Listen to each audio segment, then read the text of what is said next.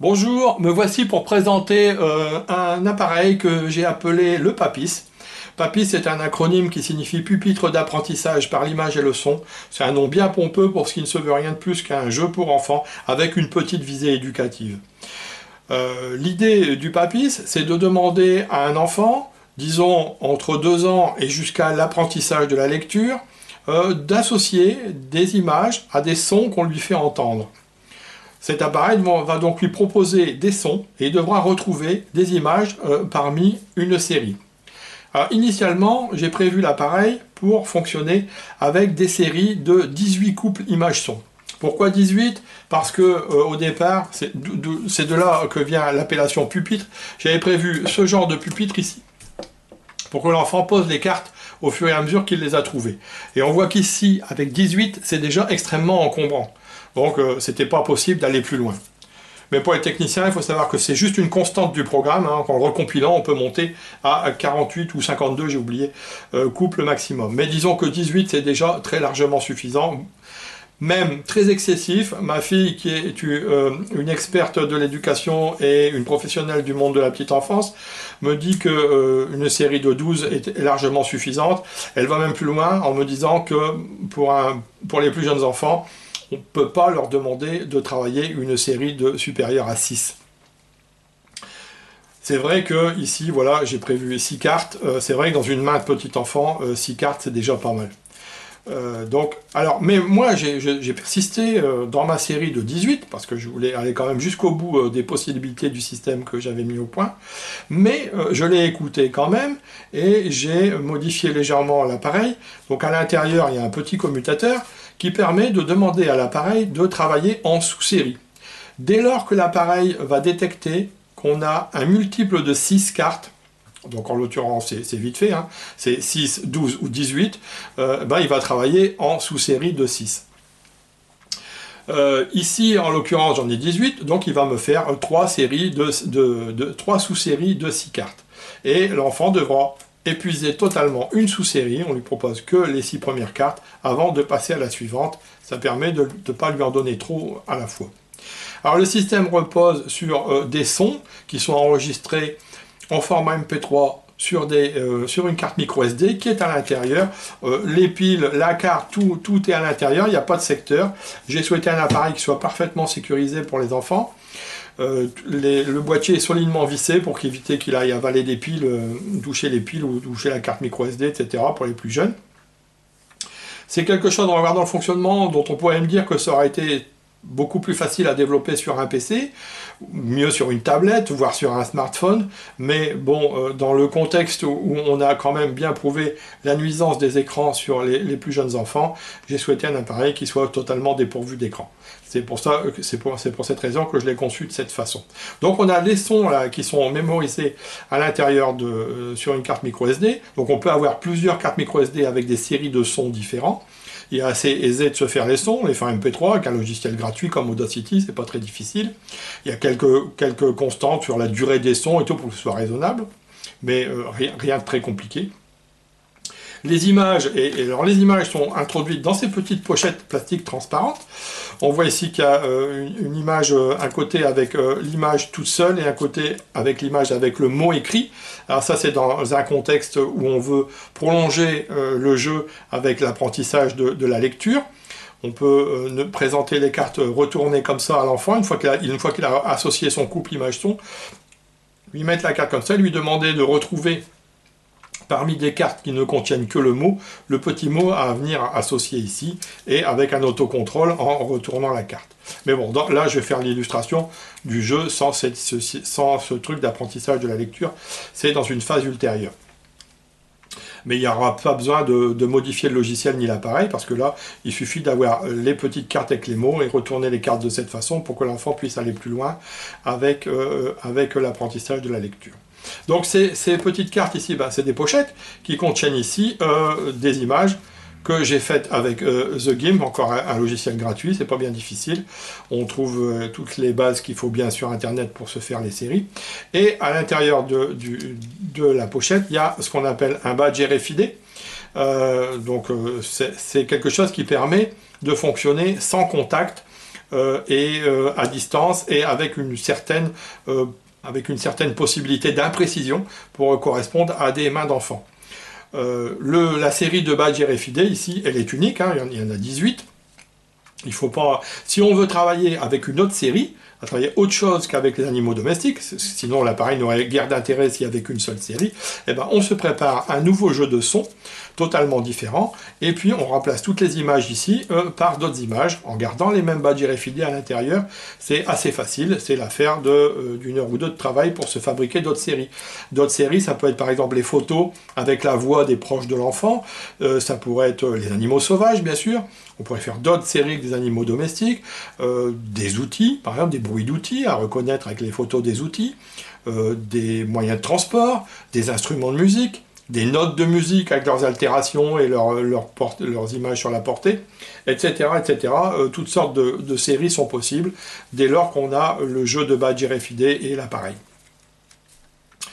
Alors, j'ai travaillé avec des badges RFID, il faut savoir qu'ils fonctionnent cela à 13 MHz, c'est une fréquence extrêmement basse, qui est par exemple bien inférieure à la fréquence de la radio FM, et qui est absolument sans danger.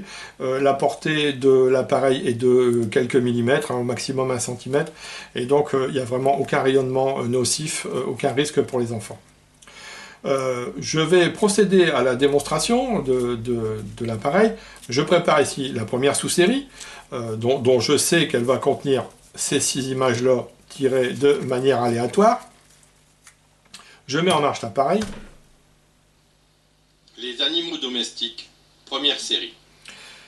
Alors on a vu deux choses, le petit voyant rouge ici qui s'allume de manière fixe, légèrement, c'est d'abord pour ne pas oublier de l'éteindre, hein, pour les piles, et ce voyant rouge sert aussi, s'il clignote, c'est qu'il y a un problème technique, je ne vais pas aborder ça ici, ça n'arrive jamais en principe, mais bon, un clignotement de ce voyant indique un problème. On m'a entendu énoncer les animaux de la ferme première série. Alors ça c'est un son qu'on met également dans la carte micro SD et pour rappeler sur quelle série on travaille. On pourrait très bien mettre un son vide auquel cas on n'entendrait rien. Mais moi j'ai préféré qu'on entende comme ça sur quelle série on travaille. Ça permettrait éventuellement de détecter à temps, avant de laisser l'enfant perplexe, de se rendre compte qu'on lui a mis les mauvaises images qui ne correspondent pas au son qu'il y a dans l'appareil. Donc ensuite il ne se passe plus rien. On est en attente d'une action de l'enfant. Et bien l'action de l'enfant, il n'y a qu'un bouton, il est ici. On voit ici qu'il y a un potentiomètre de volume, par contre, que c'est pour régler le volume en fonction d'éventuels problèmes d'audition de l'enfant, ou travailler de façon discrète, et aussi pour compenser l'usure des piles. Mais éventuellement, c'est quelque chose que j'aurais pas dû mettre apparent, parce que je me suis rendu compte que les enfants y touchent et le dérèglent. Surtout les plus jeunes. Donc dans une version ultérieure, je pense que je mettrai il sera en retrait à l'intérieur de l'appareil et il faudra un tournevis pour aller le modifier, ça sera plus sympathique. Enfin bon, pour l'instant il est là. Donc là on attend une action de l'enfant, une action sur le gros bouton rouge.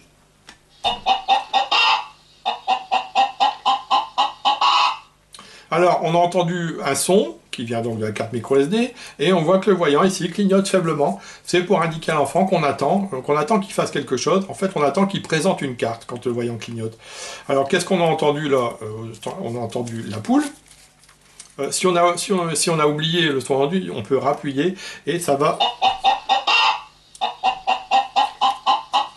Voilà, ça réémet le même son, et ça clignote jusqu'au moment où l'enfant aura trouvé la bonne carte.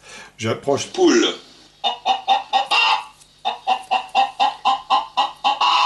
On a vu que j'ai pas eu besoin de vraiment poser la carte. Il suffit de l'approcher à environ 1 cm. On verra après, je vais faire exprès de la mettre en travers et tout, que c'est pas trop sensible à la position pour compenser les petites maladresses des petites mains d'enfant au début. Et on a vu également qu'on a entendu énoncer le mot poule et on a réentendu le son. Ça aussi c'est paramétrable.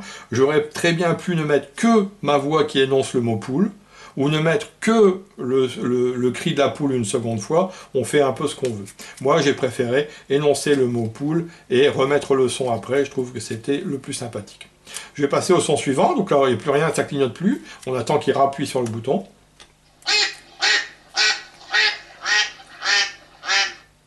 C'est le canard, je vais me tromper volontairement, parce que bon, ça va arriver de temps en temps. J'ai mis le coq, on a entendu un buzzer extrêmement désagréable, tout le temps que l'image n'est pas la bonne, même si je la remets, ça va être pareil. C'est extrêmement désagréable. Ça, c'est pareil. C'est un son que j'ai mis en MP3 dans la carte. On pourrait très bien mettre un son vide, auquel cas il ne se passerait rien du tout, on n'entendrait rien, pourquoi pas. Ou mettre un son moins fort, ou un son plus sympathique, du genre essaye encore une fois, enfin tout ce qu'on veut. Ça, c'est paramétrable, c'est sur la carte micro SD. Bon, alors j'ai oublié ce que c'était.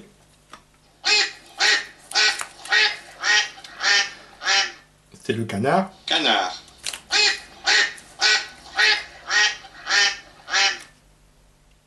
Je continue. Alors, je vais mettre en travers exprès. Voilà. On voit qu'il n'y a vraiment pas besoin de précision hein, pour l'enfant.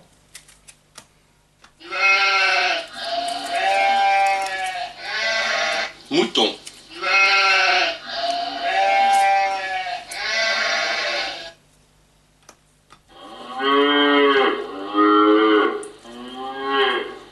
Vache.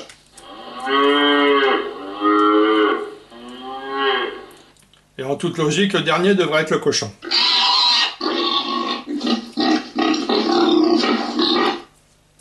Cochon.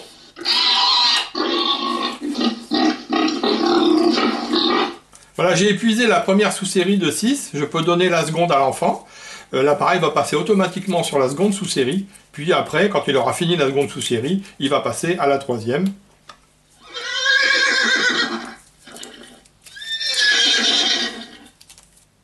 Cheval.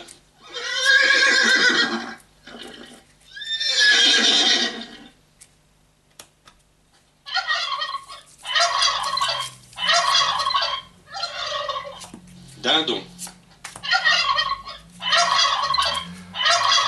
Bon, je ne vais pas épuiser toutes les séries, on a bien compris comment ça fonctionne, hein. Ici on passerait à la troisième. Et à la fin, quand on a épuisé les 3 sous-séries, les 18 cartes, il va repartir de façon aléatoire sur la toute première série, mais en rebattant les cartes évidemment. Il y a un véritable générateur aléatoire là-dedans.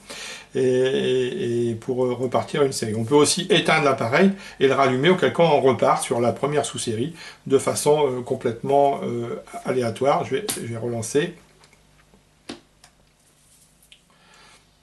Les animaux domestiques.